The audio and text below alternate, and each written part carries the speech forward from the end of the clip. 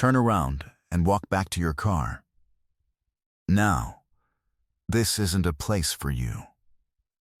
The man in the gray coat stands in the empty parking lot of the state police headquarters at 6:40 in the morning. His breath fogs. His badge is clipped to his belt, and his hand rests near it, the way it always does when he wants someone to see it. The woman does not turn around. She is in her 50s, in a plain navy overcoat, a leather bag over her shoulder, and she has stopped beside the glass doors of the main entrance the way a person stops who has every reason to be exactly where she is standing. She looks at him calmly. "Good morning, Sergeant," she says. Her voice is even. "Quiet. I'd like you to lower your voice and call your watch commander." He laughs. It is not a kind laugh. "You'd like me to call my watch commander?" He steps closer, boots loud on the wet asphalt. "Lady, I don't know what you think this is. State employees don't park in this lot. Reporters don't come through this door, and you sure don't give orders around here." She files that sentence away. She does not say anything yet. She watches the way his eyes move over her coat, her bag, her face, cataloging, deciding, finished before she has spoken a second sentence. "ID," he says. "Let me see it." "It's in my bag. I'm going to reach in slowly." "Did I say reach in your bag?" He covers the distance between them and snatches the strap off her shoulder. The bag swings. A folder slips out, and the pages scatter across the wet pavement. Typed pages, a printed schedule, a small worn envelope that lands face down in a puddle. He does not pick any of it up. He kicks the envelope aside with the toe of his boot. "Stand right there." She looks down at the envelope in the water. For 1 second, only one, something crosses her face. Then, it is gone, and she is calm again. By the door, a maintenance contractor has stopped with his coffee. Phone already lifted, filming, saying nothing. 20 feet away, a man in a suit and a state lanyard slows just enough to take in the scene, gives the sergeant a small approving nod, and keeps walking into the building. And a woman with a badge on a lanyard hurries past with her eyes fixed on the ground, through the doors, gone. The kind of fast walk that is its own decision. He has no idea. Because the woman whose bag he just emptied onto the ground, the woman he just told does not give orders here, is about to be sworn in as the Commissioner of the State Department of Public Safety, the highest law enforcement official in the state, and the first black woman ever to hold the office. Every trooper in this building, every barracks across every county, every man standing in this parking lot will answer to her by the end of the hour. And in 23 minutes, the governor's motorcade is going to turn into this lot. He has 23 minutes to understand what he has done. He just doesn't know it yet. But this story doesn't start here. Her name is Naomi Carver. She is 56 years old, and she has worn a law enforcement badge for 31 of those years. She did not start at the top. She started as a patrol officer in a city that did not want her in the car, then a detective in a unit that did not save her a desk, then a federal investigator, then a chief, then a deputy commissioner in another state, and now this. Confirmed by the legislature 11 days ago, sworn in formally this morning. The first of her name. The first of her kind to run the agency that, when she was 9 years old, ran a roadblock that changed her family forever. Her father was a brick mason named Eli Carver. He had hands like cracked leather and a back that gave out at 58 from 40 years of lifting. One night when Naomi was 9, 2 state troopers pulled Eli over on a county road for a taillight that worked fine, made him kneel in the gravel with his hands behind his head while they searched a truck that held nothing but trowels and a cooler. And when he asked, politely, why, one of them put a boot between his shoulder blades and pressed him into the dirt of the road he had driven his hole. life. Eli Carver never raised his voice that night. He came home, washed the gravel out of the cuts on his palms, and sat at the kitchen table for a long time without saying anything. Then he told his daughter one thing. Don't you ever be afraid of them. You be better than them, and you be calm, and someday you be the one they answer to. He died 11 years before this morning. He never saw her confirmed. In her bag, in the worn envelope that is now lying face down in a puddle on the headquarters pavement, is the last letter he wrote her, in handwriting that shook because his hands by then could barely hold a pen. She reads it the night before anything that matters. She read it last night. This morning she came early on purpose, 40 minutes before the staff, an hour before the ceremony. She wanted to walk the building alone first, the lobby, the hallways, the room where she would be sworn in, the way her father used to walk a job site at dawn before the crew arrived, just to stand in the quiet of a thing before it became loud. A private ritual. Nobody's business but hers. She did not announce herself. She did not arrive in a marked car or with an escort. She parked in the lot like a person who belonged there, because she did, and she walked toward the door of the building she was about to run. That is the entire crime she committed this morning. She arrived early, and she was a black woman, and she was alone. The man in the gray coat is Sergeant Roy Halloran. He has worn the uniform for 19 years. He has 2 Trooper of the Year plaques on the wall of a den at home and a framed photograph of himself shaking hands with the last commissioner. He is the man they put on the recruitment posters 6 years ago. Square jaw. Flag behind him. Serve with honor across the bottom. The colonel likes him. The colonel has always liked him.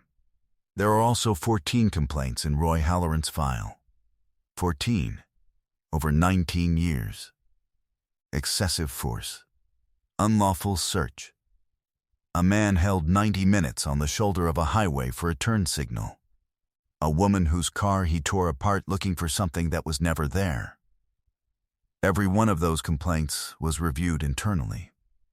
Every one was closed. The review board reports to the colonel, and the colonel has always liked Roy Halloran. The system did not fail to catch him. The system was built to keep him.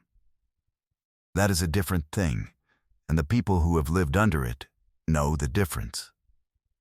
This morning, Roy Halloran pulled an early security rotation at headquarters, which he considers beneath him, and he is in a foul mood, and he has just found a black woman standing at a door he has decided she has no business standing at.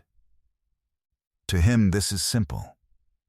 To him, this is the job working exactly the way it is supposed to. He has 19 minutes. On the curb, Halloran says. Sit down on the curb and keep your hands where I can see them. Naomi Carver does not sit on the curb. I'm not going to do that, Sergeant, she says. I haven't done anything, and you know it. You can call your watch commander, or you can call the duty officer inside, and either one of them can resolve this in 30 seconds. You don't tell me who to call. I'm telling you that you have other options, and I'd like you to use one. A younger trooper has come out of the building now. Trooper Kyle Mercer, 3 years on, still the kind of young that flinches at the edges of things. He stands a few feet off Halloran's shoulder, and his eyes go from the woman to the papers scattered on the wet ground, to the envelope in the puddle, to Halloran. Sarge, he says quietly, maybe we just radio it in. Get a supervisor down here. Cover ourselves. I am the supervisor, Halloran says, not looking at him. Stand there and learn something. Mercer stands there. He does not radio it in. He will think about that later. For a long time, he will think about exactly this moment. The moment he had the radio on his shoulder and the words in his mouth and said nothing. But he does not know that yet. Right now, he just looks at his boots. Inside the building, 2 floors up, someone is watching all of this.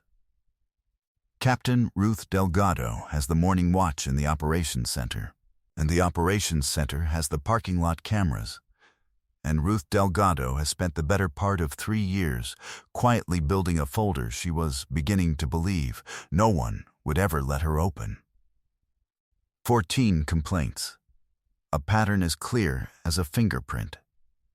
A colonel who answered every one of her memos with the same 2 words: reviewed, closed, until she stopped sending them. She is looking at camera 4. She sees the scattered papers. She sees the woman in the navy coat standing absolutely still while a sergeant circles her. And Ruth Delgado, who has met the incoming commissioner exactly once, at the confirmation for 90 seconds in a navy overcoat, Ruth Delgado goes very cold and very calm at the same time. She picks up the phone. I need the duty officer in the north lot. Now, and pull the file on Halloran R., all of it, every complaint, and get it on a clean drive. A pause. Because in about 15 minutes the governor is going to walk through that door, and I am not going to be the one who let this happen on camera and did nothing. She has been waiting 3 years for a case the colonel could not close. She is looking at it on camera 4. 16 minutes. Roy Halloran is enjoying himself now. This is the part the people who have lived it recognize without being told. The arrogance does not stay still. It grows. It feeds on the calm of the person in front of it, mistakes that calm for weakness, and reaches for more. He pulls out his phone and snaps a photo of her standing by the door, for the report, he says, smiling, and types something, and she watches him send it somewhere, to a group, to a friend, a little joke to start the morning. He slides the phone back in his pocket. You know your problem? He says. You people always think the rules don't apply to you. Always got a reason you're somewhere you shouldn't be. Always got someone you're gonna call. He gestures at the papers on the ground, the schedule, the envelope in the water. Look at this. You bring a whole binder to lie to me with. She looks at him for a long moment. Pick up the envelope, Sergeant, she says quietly. Please, it doesn't belong on the ground. Or what? She doesn't answer. The maintenance contractor by the wall is still filming. He has not said a word. But he has not stopped recording either, and the red light of the phone has been on the entire time. 12 minutes. Across the lot, the duty officer, a heavy-set lieutenant named Pruitt, comes out the side door at a fast walk, half into his jacket. Ruth Delgado has him on the radio in his ear, and he is starting to look like a man who has just understood something terrible. He slows about 10 feet out. Roy, Pruitt says carefully. Roy, step back from her. Step back right now. I'm handling it. You are not handling it. Roy, look at me. Pruitt's voice has gone thin. Do you know who that? I know exactly what she is, Halloran says. And the way he says what instead of who is the whole story, and everyone standing in that lot hears it. Naomi Carver hears it too. She does not flinch. She has heard the word what her entire life. She heard it in the gravel of a county road when she was 9 years old, listening to a man press her father into the dirt. She files it away with the rest. 6 minutes. Phones are starting to move inside the building. Ruth Delgado has the file on a drive. The husband, because Naomi Carver has been married for 28 years to a man named Calvin Carver, who spent 2 decades as a federal agent and now runs an accountability institute, with a reach that goes a great deal further than a single state. The husband is, at this exact moment, sitting in a hotel restaurant 4 blocks away in a good suit, waiting to watch his wife sworn in, when his phone lights up with a text from a number he does not know and a photograph he will never forget. His wife standing against a glass door with her papers on the wet ground around her feet. Calvin Carver looks at that photograph for 3 seconds. Then he stands up and he makes one phone call. And the call is not to the governor. The call is to the press office that covers the ceremony, the one already scheduled to be there in 20 minutes. And all he says is, "Get your cameras to the north lot now. Trust me." 4 minutes. The governor's motorcade turns into the north lot at exactly 7:03 in the morning. 2 state SUVs, 1 sedan, a chase car. They roll past the visitor spaces and stop in the line of reserved slots nearest the door. The slots Roy Halloran spent the last 20 minutes telling Naomi Carver she had no right to stand near. Doors open. Aides step out, and then the governor of the state steps onto the pavement, Governor Patricia Vance, in a charcoal coat, flanked by a chief of staff and a photographer, and the head of the state press pool, who is already lifting a camera because that is the job, and she takes 3 steps toward the building. And she stops. She has seen the woman by the door, and the parking lot goes quiet in the specific way a lot goes quiet when 40 years of someone's certainty is about to come apart in front of witnesses. "Naomi?"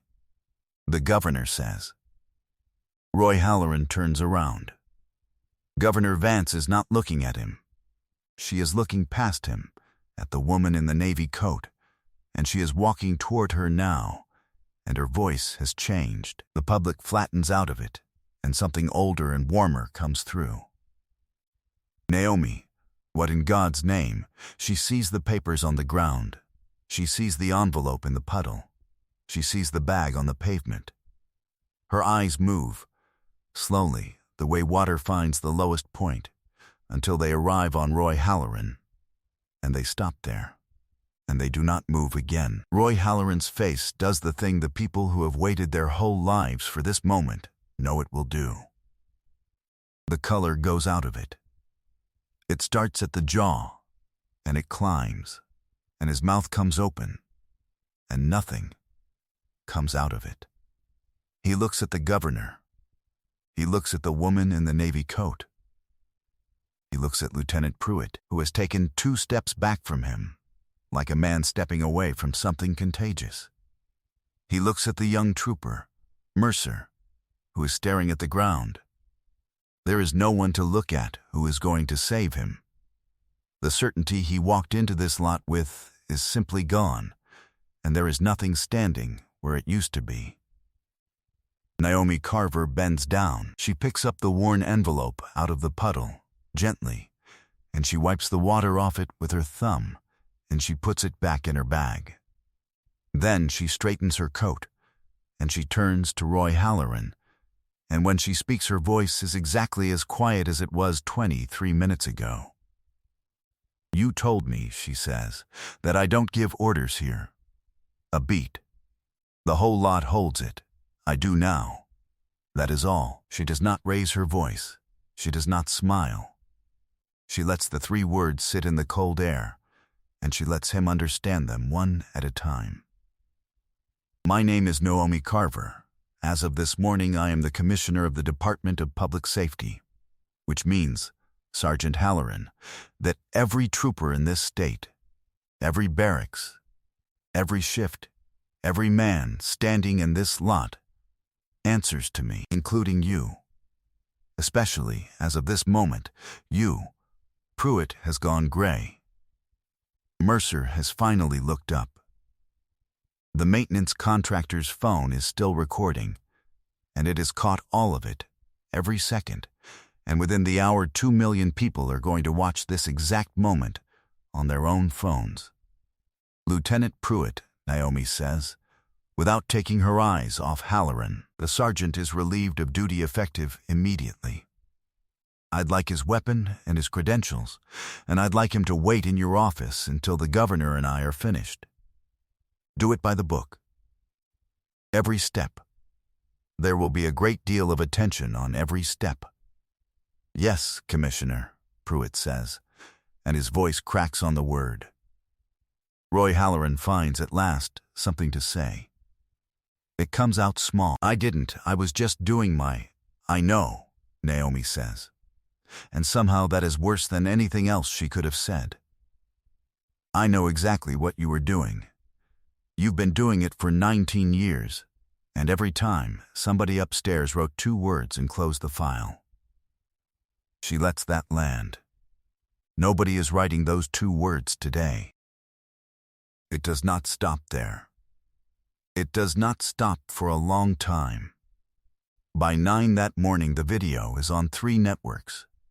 By noon, it has been watched more times than the state has residents. The maintenance contractor, a man named Darnell Boyd, who never said a single word in that parking lot, but never lowered his phone either, becomes, briefly and without ever wanting to, the most important witness in the state. The 14 complaints in Roy Halloran's file are pulled out of the dark by Captain Ruth Delgado and laid on the new commissioner's desk in a single clean stack. They are no longer reviewed, closed.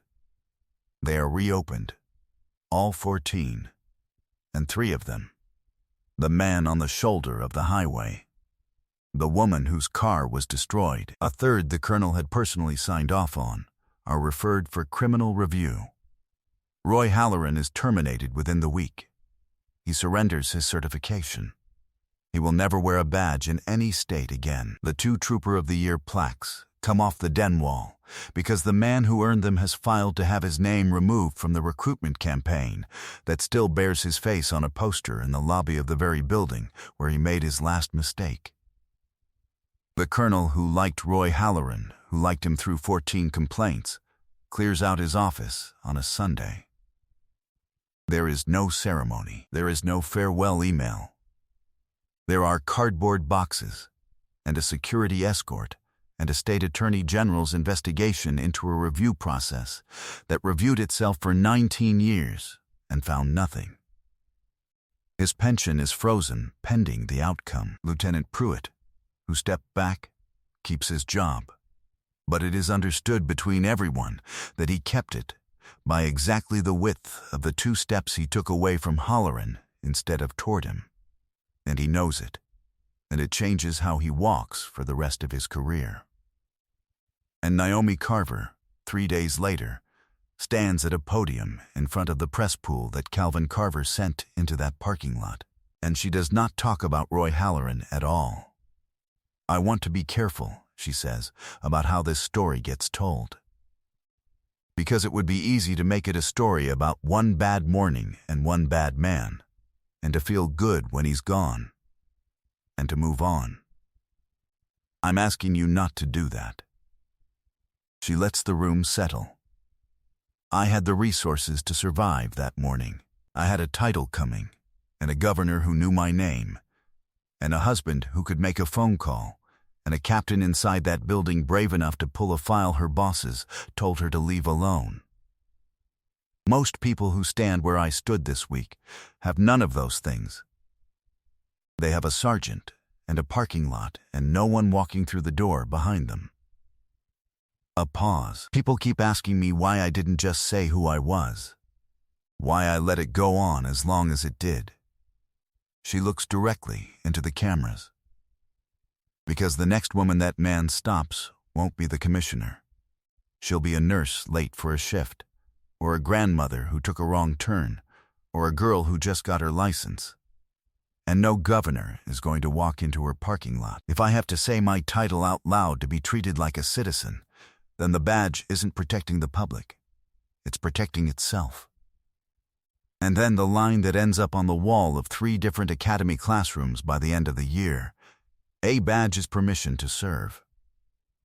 It was never permission to decide who belongs. In the months that follow, the building changes, slowly, the way real things change, not all at once, and not all the way. Captain Ruth Delgado is promoted to lead a new internal oversight division that reports to the commissioner and to no one else. The folder she built for 3 years in the dark becomes the first case file in a system designed so the next one does not have to be built in the dark. Trooper Kyle Mercer, the young one, the one who had the radio in his hand and the words in his mouth and said nothing, requests a transfer out of the barracks. He does not leave the work. He asks to teach at the academy instead, and the first thing he tells every recruiting class on the first day is the story of a morning he stood 10 feet from something wrong with the power to stop it and chose his boots instead. He does not tell it to make them feel sorry for him. He tells it so that when their morning comes, they reach for the radio. Darnell Boyd, the man with the phone, is invited to speak at a community forum he never asked to be part of. He stands up, uncomfortable in a borrowed jacket, and he says only this: "I almost didn't film it. I almost minded my own business. I'm done minding my own business." The man in the suit with the state lanyard, the one who gave Halloran the approving nod and kept walking, sees that forum on the news. He doesn't say anything to anyone. But a week later, an anonymous donation, modest, arrives at the legal fund for the 3 men whose complaints were reopened. Small, one quiet thing. It is where the change actually lives. Roy Halloran is gone from all of it. And on a Friday evening in early autumn, Naomi Carver sits in her new office on the top floor of the building she now runs, with the lights low and the city going gold outside the window, and Calvin sits across from her with his coat over his arm, waiting, the way he has waited for her for 28 years. On her desk, framed now, dried out and pressed flat, is a worn letter in shaky handwriting. "You're thinking about him," Calvin says. "He doesn't mean Halloran. I'm always thinking about him." She touches the edge of the frame. "You be the one they answer to someday. He'd have hated all the fuss. He'd have said, 'What's all this? You did your job. Did you?'" She looks out at the gold light a long time. "For today," she says quietly. "One man, one file, one morning." She stands, and she picks up her own coat, and she turns off the lamp. Until the day a woman can stand in that lot and not need a governor to walk through the door behind her, somebody has to be watching. She walks out.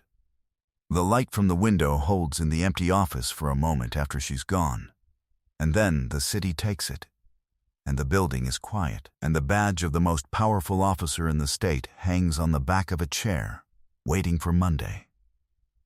If this story puts something in your chest, anger or recognition, or the memory of a morning of your own, don't let it sit there quietly.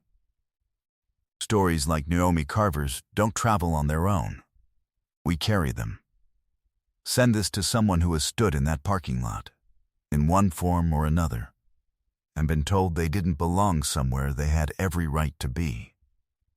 And tell me, because I read these, have you ever been in a room where something was wrong, with the power to say one word, and stayed silent? Or have you been the one who finally spoke? What did it cost you, and what did it change?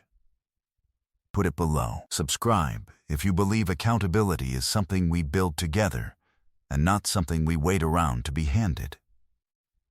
Because every story we refuse to let disappear is one more parking lot somebody won't have to stand in alone.